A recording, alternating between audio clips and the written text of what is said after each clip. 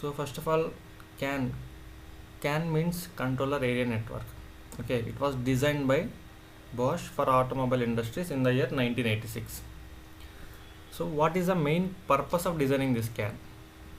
Like why we need this CAN protocol? The main purpose is, like, before CAN protocol exists, there is like a lot of wiring in the car, so it will make difficult to identify if any breakdown happens, or like any wire got cut down. If any problem comes, then it will be difficult to identify exactly where the issue is. So to reduce these things, uh, like to reduce that wiring complexity, this CAN protocol was designed.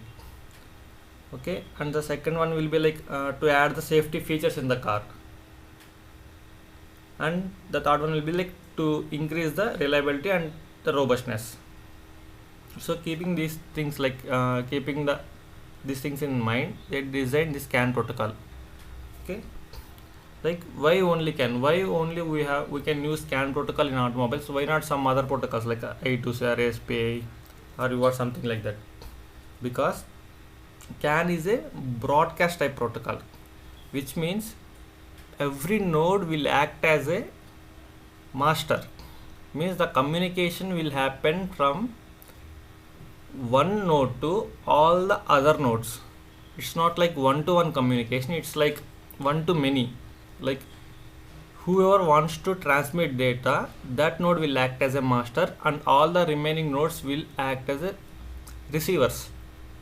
Okay, when the other node has to transmit data, then that node will act as a transmitter and the remaining will act as receivers.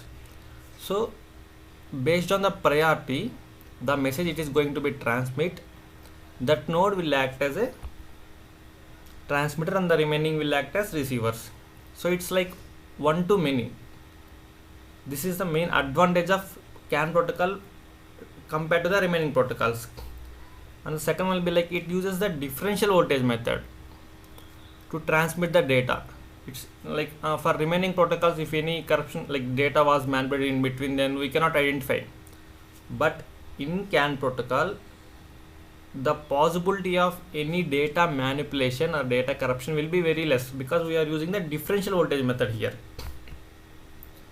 Okay, like basically how in our hardware, so consider like this is our ECU.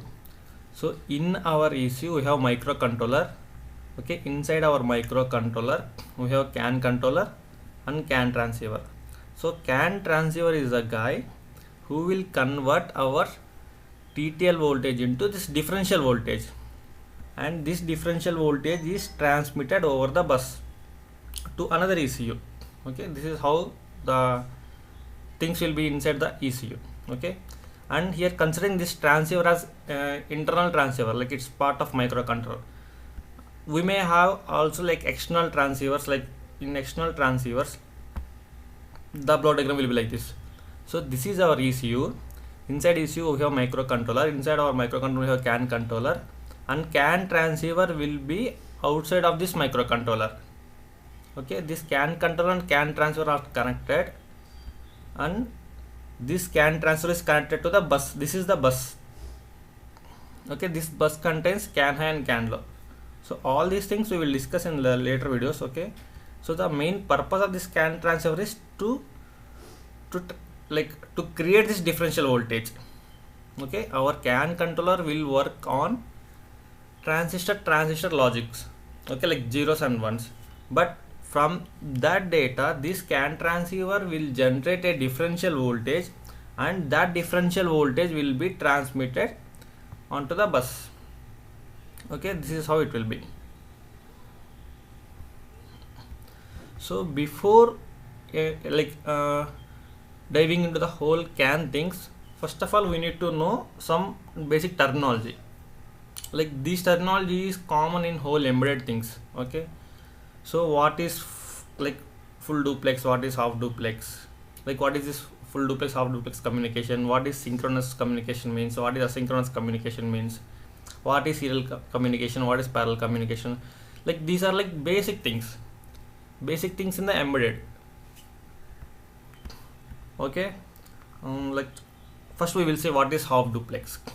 I will show you like how it will be. Before that, guys, see this is how a CAN network will be present. Okay, so here we have one, this is one issue, this is one issue, and here we have like 4 issues, for example, consider. So this is issue 1, this is issue 2, issue 3 and issue 4. So all these issues are connected parallelly to this bus. So this is nothing but bus, CAN high and CAN low. Okay, so all the nodes are connected parallelly to this bus. Okay, and at the end of this bus we have a 120 ohms resistor. Okay, so and like it is like both sides of the bus, means end of this bus we have 120 ohms resistors connected parallelly. So in later videos we will discuss in depth like what is this CAN high, CAN low, why we are using only 120 ohms, who decided this 120 ohms, everything we will discuss in later videos. Okay, coming to half duplex. See, this is half duplex communication. It means it's a unidirectional. For example, if A is transmitting data and B will be receiving the data.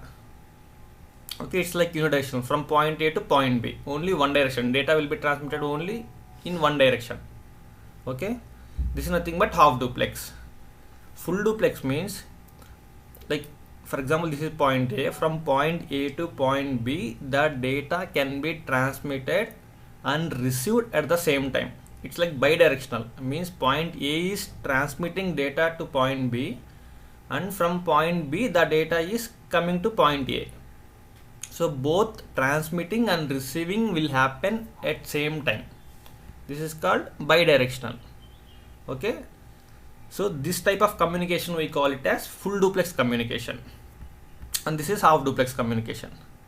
Okay, I think it's clear for you, half duplex and full duplex. Coming to synchronous and asynchronous, guys, this is important thing. Okay, see, consider this diagram. This is a transmitter, this is the receiver. Okay, synchronous communication means, so the transmitter and receiver has to be in sync.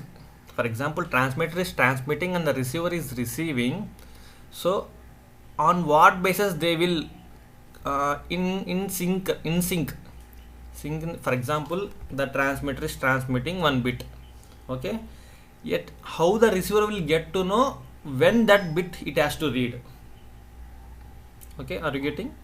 So if my transmitter is transmitting a bit on the bus, okay, when my receiver will get to know when it has to receive that. Okay, so this is nothing but synchronization. This synchronization means whenever they both are in synchronization, whenever the transmitter is transmitting the data, at the same time the receiver will receive that, because they are in synchronization. If they are not in synchronization, then the receiver will not receive, because it don't know when to read. Okay, so to achieve this synchronization, we have here one clock line in the sense like it will create clock pulses. So what my transmitter will do is, if the transmitter, like whenever the clock line, for example, consider here the clock line is 0. So what will happen here is, whenever the clock line 0 is generated, during that time my transmitter will write data onto the bus. This is the data line, guys. This is the data line, this is the clock line. In clock line we have clock pulses generated. Okay, on the data line we will transmit data. Okay, so this transmitter will transmit data as per the clock line. So consider here in this clock line 0, when clock pulse 0 is created or generated, my transmitter will write data onto the bus. Okay, and when the clock line, when the clock pulse becomes 1, my receiver will read that data. Okay, so if my transmitter wants to transmit another bit, then my clock line has to generate one more 0.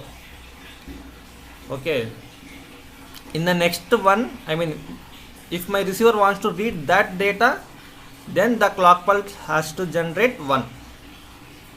Okay, this is nothing but here we are using a clock line to transmit data from transmitter to receiver.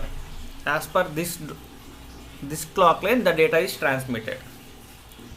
Okay, this is nothing but a synchronous communication, guys. So synchronous communication means there will be a clock line between transmitter and receiver.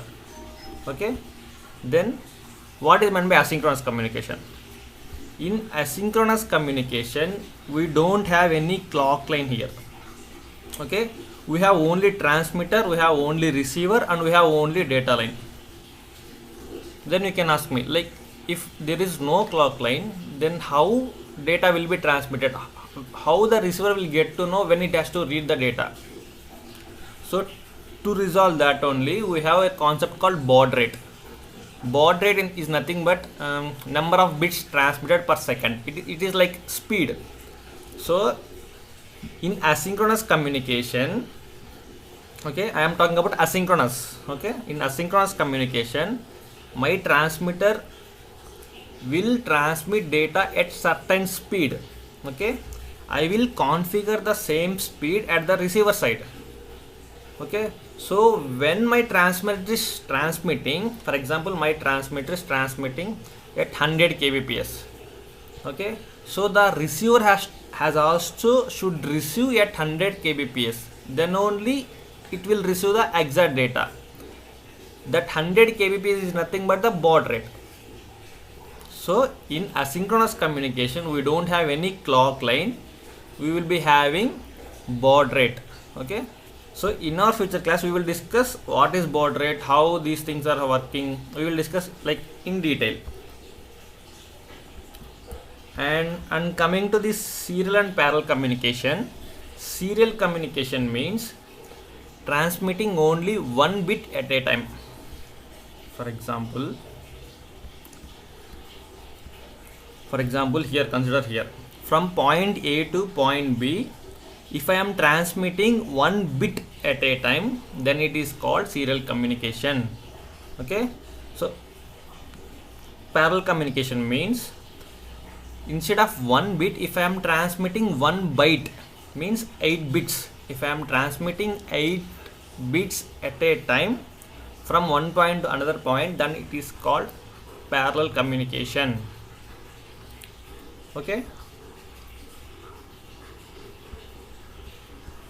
so I hope you got all these 3 things. Okay, like this is the basics of CAN protocol. Okay, in our next video, like we will see like features of CAN protocol. Okay, thank you guys.